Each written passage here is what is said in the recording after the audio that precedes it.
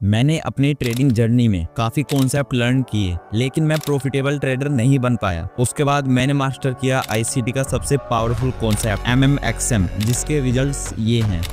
तो इसीलिए मैं आपको लर्न कराने वाला हूँ कंप्लीट आईसीटी MMXM, वो भी सिंपल एंड इजी लैंग्वेज में। सारे कॉन्सेप्ट्स का आपको रियल चार्ट एग्जांपल भी देखने को मिलेगा, और इतना ही नहीं, कोर्स के लास्ट में आपको एग्जांपल के साथ साथ बैक टेस्टेड डाटा भी देखने को मिलेगा, जिसके लिए आपको बस छोटा सा काम करना है। चैनल पे नए तो सब्सक्राइब कर लेना, वीडियो पसंद आने पे लाइक करें, और जो भी आपके डाउट हो कमेंट कर देना, जिससे क्वालिटी कंटेंट बनाने के लिए मुझे मोटिवेशन मिले। तो आज है आईसीटी MMXM 2025 के कोर्स का लेक्चर नंबर 2। तो सबसे पहले हम इस लेक्चर का ओवरव्यू देख लेते हैं, जिससे आपको इसको समझने में थोड़ा इजी हो। सबसे पहले हम बात करेंगे HTF का MMXM क्या होता है। उसके बाद हम एक सेटअप देखेंगे बेसिक्स एकदम फॉर्म में। उसके बाद उस बेसिक सेटअप के हम एग्जांपल देखेंगे। उसके बाद हम कुछ ऐसे सीक्रेट टिप देखेंगे जिससे उस सेटअप की एक्यूरेसी इंक्रीज हो सके। उसके बाद हम देखेंगे क्या हमारे चेंज आए एग्जाम्पल के साथ, और लास्ट में आपको एक प्रो टिप दूंगा जिससे आपकी जो प्रॉफिटेबल ट्रेडर बनने की जर्नी है उसकी लेंथ डिक्रीज हो जाएगी। तो आपके साथ एक चीज तो होती होगी जो कि एक समय पे मेरे साथ भी होती थी। वो क्या है, जैसे सपोज करते हैं आपने यहाँ पे एंट्री बनाई, यहाँ पे आपके टारगेट है और ये आपका SL है। आपको मार्केट ने एंट्री दी, यहाँ पे आपकी एंट्री हुई, मार्केट हमारा कुछ साइड लगभग 50% टारगेट तक गया, लेकिन उसके बाद क्या है, हमारा SL हिट कर दिया और मार्केट जो वहां से रिवर्स हो गया। तो इस प्रॉब्लम का रीजन क्या है और क्या इसका सॉल्यूशन है, वो सारा का सारा आपको इसी लेक्चर में देखने को मिल जाएगा। तो स्टार्ट करते हैं पहले टॉपिक के साथ, व्हाट इज HTF MMXM। जैसे कि आपको बताया लेक्चर 1 में हमने देखा था LTF का MMXM, जहां पे आपको कुछ इस तरह का सेटअप मैंने एक्सप्लेन किया था एकदम डिटेल में। अगर वो लेक्चर आपने नहीं देखा तो इसके बाद जो है आप जाके देख सकते हो। उसी में मैंने बात की थी HTF के MMXM की, जो कि होता है कुछ यहाँ पे हमारा जोन, एक ये जोन और जो हमारी लाइन है इसी को हम बोलते हैं हमारा HTF MMXM, जिससे क्या है हमारी डायरेक्शन क्लियर हो जाती है। हाई टाइम फ्रेम पे क्या है, सपोज करते हैं आपको पता चलता है कि मार्केट यहाँ से लेके यहाँ तक जाने वाला है, और यहाँ पे कितना टाइम बीच में कंसोलिडेट करेगा, कैसे उसमें ट्रेड बनाना होता है, ये हम देखते हैं हमारे LTF में। और जो ये हमारे दो जोन होते हैं जहां से लेके मार्केट जो जहां तक जाने वाला है, वो आता है हमारा HTF MMXM में। तो आज हम उसी चीज को समझने वाले हैं। तो सिंपली आप 3 सेटअप की हेल्प से इसको इजीली समझ सकते हो। सबसे पहला जो हमारा सेटअप है वो है 3 कैंडल सेटअप, और सेकंड हमारा ERL एंड IRL, और थर्ड है हमारा candle body close. 3 candle setup में क्या होता है कि हमारे को एंट्री पॉइंट मिल जाता है कि मार्केट कहां से कहां तक जाने वाला है, या फिर डाउन साइड से कहां तक जाने वाला है। और वहीं पे कैंडल बॉडी क्लोजिंग की बात करें तो हमको पता चल जाता है कि नेक्स्ट डे जो है मार्केट प्रीवियस डे के हाई तक जाएगा या फिर लो तक जाएगा। लेकिन ERL एंड IRL इनमें सबसे ज्यादा बेस्ट है, क्योंकि ये सारे काम कर सकता है। और अगर आपको ये तीनों सेटअप लर्न कर रहे हैं तो आप मेरे फोरेक्स का फ्री कोर्स जाके देख सकते हो। एक प्लेलिस्ट बनाई है, 6 लेक्चर मैंने उसमें अपलोड किए हैं, जिसमें मैंने हायर टाइम फ्रेम को सबसे मेन समझ के सिर्फ उसी को एक्सप्लेन किया है। लोअर टाइम फ्रेम आप यहाँ से लर्न कर सकते हो। तो अगर आपको तीनों सेटअप देखने हैं तो वहां पे आप जो जाके देख सकते हो एकदम फ्री में। लेकिन आज जो हम लर्न करने वाले हैं वो ERL एंड IRL। अब कुछ लोग जो है इस लेक्चर को छोड़ के भी जा चुके होंगे या फिर जाने वाले होंगे ERL एंड IRL को देखने के बाद, लेकिन मैं उनको पहले ही बता दूं, जो यूट्यूब पे पहले से ही पढ़ा हुआ है ERL IRL के बारे में, मैं वो सेम चीज आपको नहीं बताने वाला, और ना ही मैंने आज तक ये सारे के सारे पॉइंट बताए जो कि मैं आज इस लेक्चर में बताने वाला हूँ ERL एंड IRL को लेके। तो पहले हम समझ लेते हैं ERL एंड IRL क्या होता है। तो जिन लोगों को ये सारी चीजें पता है ERL एंड IRL के बेसिक्स, वो क्या है, 1-2 मिनट वीडियो को स्किप कर सकते हैं आगे सीक्रेट पॉइंट की साइड। लेकिन जिनको नहीं पता मैं उनको एक्सप्लेन कर देता हूँ। ये सिंपली 2 टाइप का होता है, एक होता है हमारा बुलिश साइड का ERL एंड IRL, और एक होता है हमारा बेरिश साइड का। तो सिंपली पहले हम ERL की बात कर लेते हैं। तो ये जो होता है ये होता है हमारा ERL। तो जब भी आपको कुछ ऐसा देखने को मिलता है कि जो हमारी फर्स्ट कैंडल है इसके हाई और जो हमारी थर्ड कैंडल है इसके लो के बीच में सेकंड कैंडल को इग्नोर करके जो गैप होता है, इसी को हम बोलते हैं सिंपली अपना IRL, मतलब कि internal range liquidity. Internal range liquidity छोड़ो, जो लिक्विडिटी शब्द यहाँ पे आ गया वो आप जो उस चीज को समझ सकते हो, क्योंकि लिक्विडिटी ऐसी चीज है जिसपे पूरा मार्केट रन करता है। और मार्केट रन करने से याद आया, लेक्चर 1 में जिसने भी देखा है उनको मैंने सिंपली 3 रीजन बताए थे मार्केट के मूव करने के। अगर आपको वो तीनों रीजन याद है तो जल्दी से कमेंट करके बताओ कि वो 3 रीजन क्या थे जिसकी वजह से हमारा मार्केट जो है मूव करता है। सिंपली जो हमारा बेरी साइड का IRL होता है वो भी सेम वही है, बस इसका थोड़ा रिवर्स कर दो। जब भी आपको पहली कैंडल के लो, सेकंड कैंडल को इग्नोर करो और थर्ड कैंडल के हाई के बीच में गैप दिखाई देता है, इसको हम बोलते हैं डाउन साइड का IRL, इंटरनल रेंज लिक्विडिटी। और इनका एक दूसरा नाम भी होता है जिनको आप कमेंट करके बता सकते हो, जिसको पता है, जिसको नहीं पता वो कमेंट जाके देखो, आपको देखने को मिल जाएगा। अब हम बात करते हैं अपना ERL, मतलब कि एक्सटर्नल रेंज लिक्विडिटी। एकदम सिंपल है, जो भी आपका स्विंग दिखाई देते हैं, सपोज करते हैं ये हमारा एक स्विंग बना हुआ है, तो ये जो हमारा स्विंग का हाई होगा ये होगा हमारा एक्सटर्नल रेंज लिक्विडिटी। सेम वही एक हमारा स्विंग यहाँ पे बना है, तो ये भी होगा हमारा एक्सटर्नल रेंज लिक्विडिटी। सिंपली बस आपको ये समझना है, इंटरनल रेंज लिक्विडिटी IRL जो होता है वो जो हमारे स्विंग के बीच में रेंज होती है उसके अंदर होता है, और जो हमारा एक्सटर्नल रेंज लिक्विडिटी होती है वो जो स्विंग बने होते हैं, जैसे कि यहाँ पे एक स्विंग है और यहाँ पे कुछ ये हमारा स्विंग है, और यहाँ पे राइट में बात करें तो ये हमारे डाउन साइड का स्विंग है, जो कि डाउन साइड का हमारा एक्सटर्नल रेंज लिक्विडिटी हो जाएगा। तो बस इतना सिंपल है कि इंटरनल रेंज लिक्विडिटी जो इनके रेंज के अंदर की चीज होती है FVG। अब हमको समझना है कि इनके बीच में रिलेशन क्या होता है, कैसे हमको इनको ट्रेड करना होता है। तो अब हम देख लेते हैं relation between ERL and IRL। तो यहाँ पे मैं इसको हटा देता हूँ। तो इनके बीच में एकदम सिंपल रिलेशन है कि मार्केट ERL से हमारा IRL में जाता है, IRL से ERL, ERL से IRL, IRL से ERL, ERL से IRL। सिंपली बस यही लूप हमारा जो है चलता रहता है, ERL से IRL और IRL से ERL। बस आप देखो मैं इसको जो है एक्सप्लेन कर देता हूँ जिससे आपको बहुत ही ईजी होगा समझना। आप बस इतना देखो कि यहाँ पे आप देख सकते हो, सपोज करते हैं यहाँ पे मैं IRL बना हुआ है, एक पहली कैंडल है उसके बीच में गैप है सेकंड और थर्ड कैंडल के, तो ये जो हमारा जोन हो जाएगा ये हो जाएगा हमारा इंटरनल रेंज लिक्विडिटी। उसके बाद हमारा मार्केट कहाँ जाएगा, एक्सटर्नल रेंज, जो कि होगा कुछ यहाँ पे, इसका मैं नाम डाल देता हूँ एक्सटर्नल रेंज लिक्विडिटी। उसके बाद मार्केट जाएगा हमारा फिर से IRL, जो कि होगा कुछ यहाँ पे प्रेजेंट। उसके बाद फिर से मार्केट जाएगा ERL के लिए, जो कि होगा कुछ यहाँ पे, फिर से हमारा IRL जो कि होगा सपोज करते हैं कुछ यहाँ से, कहाँ गया, यहाँ से यहाँ पे एक्सटर्नल। उसके बाद देखो यहाँ पे लिया। अब एक चीज देखो, मार्केट इसको टैप करके डाउन साइड क्यों नहीं आया। अब ये चीज आपको आगे पता चलेगी आने वाले लेक्चर्स में कि मार्केट इसको टैप करके रिवर्स होगा या फिर इसको क्रॉस कर देगा। उसके बाद हम देख लेते हैं फिर से मार्केट जो है इसको क्रॉस करके कहाँ गया, इंटरनल, ये वाला जो हमारा एक्सटर्नल है इसको लिया।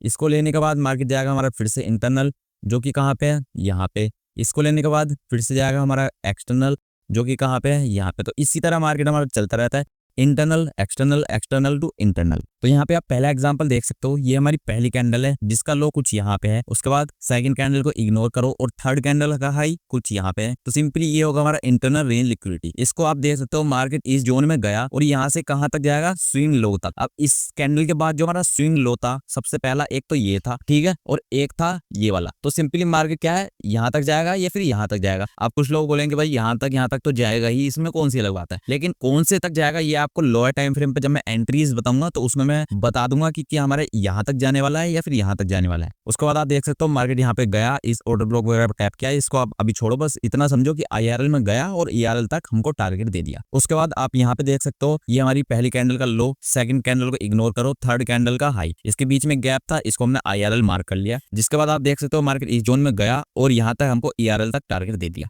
लेकिन आप यहाँ पे समझो मैंने रेड डॉट क्यों लगाया है, क्योंकि इसमें क्या है, हमको टारगेट देखने को नहीं मिला। अब इसका रीजन क्या है, वो क्या है, आपको जब सीक्रेट टिप्स मैं दे दूंगा इस सेटअप के अकॉर्डिंग, तब आपको समझ में आएगा कि इस IRL में हमको क्यों ट्रेड नहीं करना था और क्यों हमको इसमें टारगेट नहीं देखने को मिला। अब देख लेते हैं अपने नेक्स्ट। यहाँ पे आप देखो, यहाँ पे एक हमारा IRL बना हुआ है, फर्स्ट कैंडल का लो, थर्ड कैंडल का हाई, इसमें हमको टारगेट मिला।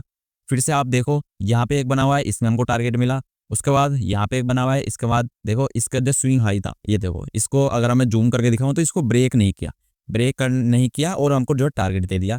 फिर से आप देखो यहाँ पे हमारा बना हुआ था, टारगेट मिला। लेकिन एक हमारा यहाँ पे जो बना हुआ था, इसने हमको क्यों टारगेट नहीं दिया, इनके रीजन आपको आगे पता चलेंगे।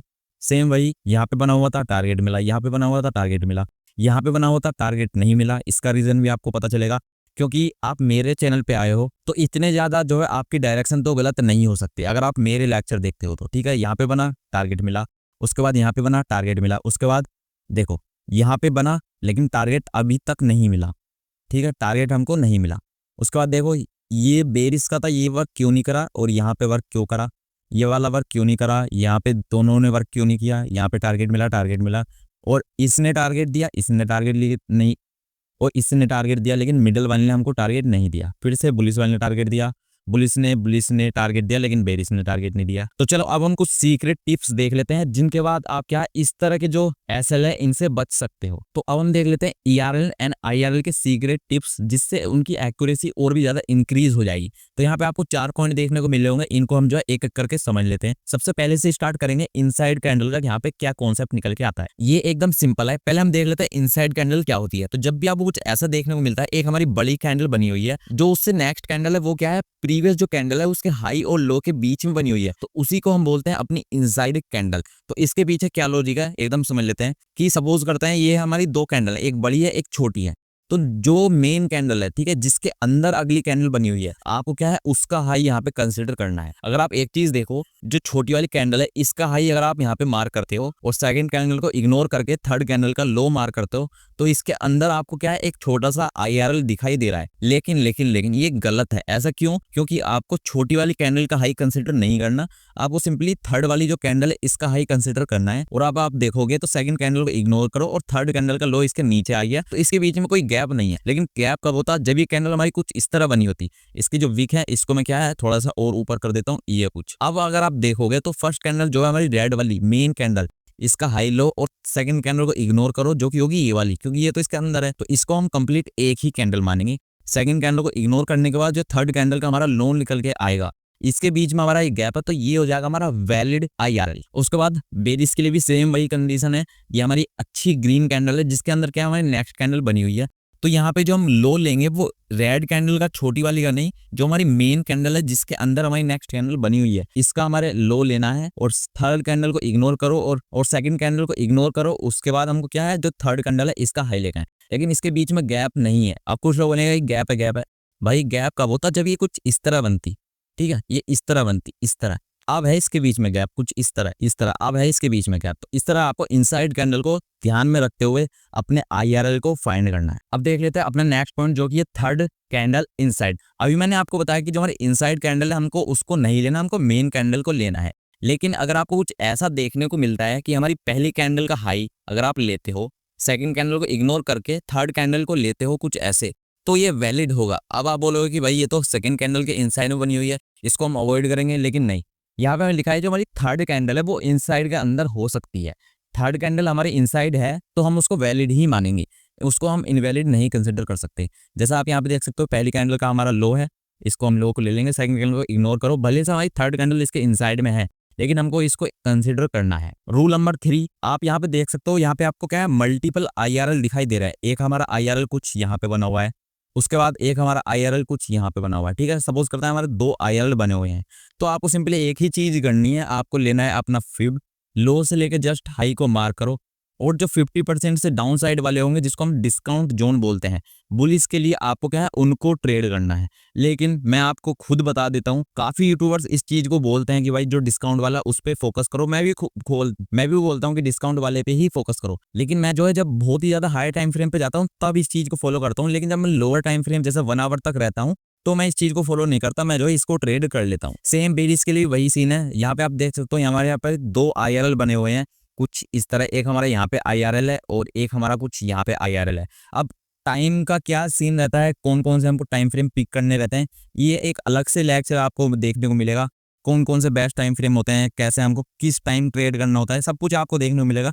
बस चैनल पर नहीं तो जुड़े रहना, सब्सक्राइब कर लेना, वीडियो पसंद आने पर लाइक करें और मोटिवेट करते रहो, कमेंट वगैरह कुछ करते रहो, ठीक है, जिससे मैं जल्दी जल्दी आपके लेक्चर लाता रहूँ।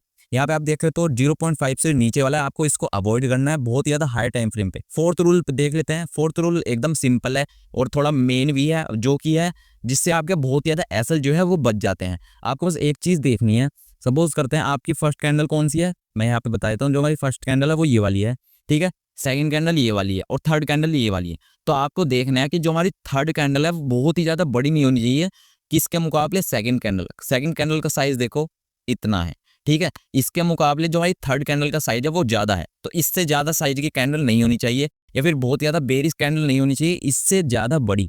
सेम बेरिस के लिए भी फर्स्ट कैंडल नॉर्मल ठीक है, सेकंड कैंडल बड़ी होनी चाहिए जो कि ठीक है, लेकिन थर्ड कैंडल सेकंड कैंडल से बड़ी नहीं होनी चाहिए। ये हमारी सेकंड कैंडल है और ये हमारी थर्ड कैंडल है, थर्ड कैंडल सेकंड से बड़ी नहीं होनी चाहिए। ये बहुत ही ज्यादा इंपॉर्टेंट रूल्स हैं जो कि मैंने बहुत ज्यादा बैक टेस्ट डाटा कर करके फाइंड करे हैं। तो अब मैं आपको एक बोनस रूल बता देता हूँ। यहाँ पे आपको देखने को मिल जाएगा, यहाँ पे एक हमारा IRL बना हुआ है, ठीक है, एक हमारा यहाँ पे IRL है, एक यहाँ पे हमारा IRL। अब इसमें आप एक चीज नोटिस करो, मार्केट इतना डाउन आया, उसको बाद कंसोलिडेट किया और जब मार्केट ऊपर गया तो यहाँ पे जो हमारा IRL बनाया, ठीक है, यहाँ पे जो हमारा IRL बनाया ये क्या है, इनवैलिड होगा। क्यों ऐसा? क्योंकि आप ये चीज देखो, जो पहले से हमारा IRL बना हुआ है मार्केट उसको टैप करके आ रहा है, तो हम इस वाले IRL को ट्रेड नहीं करेंगे। हम जब हमको देखने को मिल रहा है कि यहाँ पे पहले से ही हमारा एक IRL है जिस पर मार्केट टैप करके रिजेक्शन दे दिया है, तो हम इस वाले को ट्रेड नहीं करेंगे। उसके बाद मार्केट नीचे आएगा और यहाँ पे आप देख सकते हो फिर से जो हमारा IRL बना हुआ है ये हमारा बेरिस का ही है, ये भी हमारा बेरिस का था, ये भी हमारा बेरिस का है, तो हम इसको ट्रेड करेंगे। तो जिससे क्या होगा, आपके जो छोटे टारगेट है वो बहुत ज़्यादा बड़े बन जाएंगे। अब ऐसा क्यों, क्या आप एक चीज़ समझो, ये जो हमारा IRL था इसके टारगेट कहाँ तक होंगे, जस्ट ये वाला जो हमारा स्विंग लो होगा, ठीक है। अब इस वाले IRL के टारगेट कहाँ तक होंगे, आप समझोगे यहाँ तक, लेकिन आपको क्या है यहाँ तक नहीं रखने, क्योंकि आपको पता है कि मार्केट में मेन वाला जो है उसके यहाँ तक टारगेट हमको देखने को मिल ही रहे हैं, तो मैं इसके यहाँ तक क्यों रखूँ। इससे आपका क्या है, अपने प्रॉफिट को जो है बहुत ज़्यादा मैक्सिमाइज कर सकते हो। जब आपको देखने मिला एक एंट्री आपने यहाँ पे बना ली, उसके बाद मार्केट काफ़ी ज़्यादा नीचे आई है, फिर से जो हमारा IRL बना, तो बहुत ज़्यादा हाई चांस है कि मार्केट फिर से वहाँ तक ही जाने वाला है, क्योंकि एक कंफर्मेशन मार्केट यहाँ से आ चुका है, फिर से एक और हमारा बेरी साइड का ही IRL बनाया हुआ है, तो मार्केट जो फिर से वहां से जो है रिजेक्ट करके हमको टारगेट इजीली दे देगा। अब बोनस टिप के बाद यहाँ पे आप फिर से देख सकते हो, एक तो अनरियलिस्टिक जो हमारे मोमेंटम होते हैं, जिसको हम बेसिकली न्यूज भी बोलते हैं, तो जो न्यूज की वजह से क्या है, कई बार आपकी इतनी बड़ी बड़ी कैंडल बन जाती हैं, तो आपको उसको अवॉइड ही करना है, क्योंकि वो न्यूज मूव है। तो न्यूज मूव को हम कंसिडर नहीं कर सकते अपने इस रूल के अकॉर्डिंग। अगर वो न्यूज मूव है और वो थोड़ा ज्यादा बड़ा नहीं है, नॉर्मल मूव है, जितना मार्केट जो मूव करता है नॉर्मल है, तो भाई कोई दिक्कत नहीं है। लेकिन इतनी बड़ी कैंडल मार्केट बना रहा है नॉर्मली, लेकिन इतना बड़ा हमारा मूव आ जाए तो हम उसको कंसिडर नहीं करेंगे अपना IRL के अंदर। और उसके बाद लास्ट एक और प्रो टिप है, आफ्टर लॉन्ग कंसोलिडेशन। सपोज करते हैं आपका कुछ इस तरह यहाँ पे बना हुआ है, ठीक है, यहाँ पे कुछ हमारा बना हुआ है एक हमारा IRL, उसको हमारे कंसोलिडेट किया, उसके बाद यहाँ पे हमको इस जोन में मार्केट दिखाई दे रहा है, तो अवॉइड करो भाई, कोई जरूरत नहीं है उसको ट्रेड करने की। काफी ज्यादा पेयर्स आपको देखने को मिलते हैं फॉरेक्स में, तो कोई जरूरत नहीं है इस तरह रिस्क लेने की, और किसी दूसरे पेयर में जो है आप अपनी एंट्री फाइंड कर सकते हो। तो एग्जाम्पल पे चलने से पहले मैं आपको बताना चाहूंगा टेलीग्राम के बारे में। मेरे एक टेलीग्राम चैनल है जिसपे मैं क्या करता हूँ, जैसे कि हमारी किसी पेयर में डायरेक्शन क्लियर है या फिर बायर्स क्लियर है कि मार्केट यहाँ से लेके यहाँ तक जाने वाला है, तो जस्ट एजुकेशनल पर्पज के लिए मैं उसको जो है आपके साथ शेयर कर देता हूँ, जिससे आप लोअर टाइम फ्रेम पे एंट्री वगैरह बना के उसको ट्रेड कर सकते हो। और बाकी फॉरेक्स में अगर आप बेस्ट ब्रोकर फाइंड कर रहे हो, तो डिस्क्रिप्शन में आपको लिंक देखने को मिल जाएगा फॉरेक्स का सबसे बेस्ट ब्रोकर। तो हम देख लेते हैं अपने एग्जांपल। तो ये वही एग्जांपल हैं जो मैंने आपको अभी एक्सप्लेन किए थे, तो सबको दोबारा से जो है एक्सप्लेन करने कोई मतलब नहीं बनता। मैं आपको बस वो दिखा देता हूँ जिसमें हमारे एसएल गए थे और उनमें एसएल किस किस में नहीं जा सकते थे और किस में एसएल हमारा गया है। तो यहाँ पे देखो, पहला जो हमारा एसएल वाला कंसिडर था वो ये था। यहाँ पे आप देख सकते हो मैंने रेड डॉट लगाया था क्योंकि इसमें एसएल गया था। लेकिन आप एक चीज समझो, ये जो हमारी रेड कैंडल है, ब्लैक करके रखिए, ये हमारी रेड कैंडल है, ये सारी कैंडल इसके अंदर बनी हुई है, तो इसलिए तो हमारा इनवैलिड हो जाएगा, इसको हम ट्रेड नहीं करेंगे। तो यहाँ पे हमारा कोई भी एसएल नहीं जा। उसके बाद देखो यहाँ पे हमारा एसएल गया था, उसके बाद आप देखो कोई एसएल नहीं गया, जस्ट यहाँ पे हमारे एक एसएल गया था। तो ये भी वही रूल्स के अंदर आता है। इसका मैं हाई आपको मार्क करके दिखा देता हूँ, कुछ लोग वरना कमेंट कर देंगे। तो इसके हाई और इसके लो के बीच में ये सारी कैंडल बनी हुई हैं, तो इस तरह हम जो है इस कैंडल का हाई नहीं लेंगे। हम किस कैंडल का हाई लेंगे? इस कैंडल का। सेकंड कैंडल इग्नोर करो, थर्ड के इसके बीच में कोई गैप नहीं है, तो इस तरह ये भी जो है हमारा इनवैलिड आता है, इसको भी हम वैलिड IRL कंसिडर नहीं कर सकते। थर्ड हमारा एसएल आपको यहाँ पे देखने को मिलेगा। सारे के सारे रूल्स है हमारे यहाँ पे जो है बने हुए हैं। अब मैं कुछ अलग से रूल्स इसमें लाके ये नहीं बोल दूंगा इसमें हमारा एसएल नहीं गया, गया है तो गया है, लेकिन इतना बोल सकता हूँ जो मैं आपको लोअर टाइम फ्रेम पे सारी चीजें बताऊंगा उसके अकॉर्डिंग आप इसको अवॉइड कर सकते थे, लेकिन हाई टाइम फ्रेम के अकॉर्डिंग यहाँ पे हमारा एसएल गया है तो गया है, कोई बात नहीं। नेक्स्ट आप जो यहाँ पे देखो, यहाँ पे आपको काफी ज्यादा एसएल दिखाई दे रहे होंगे।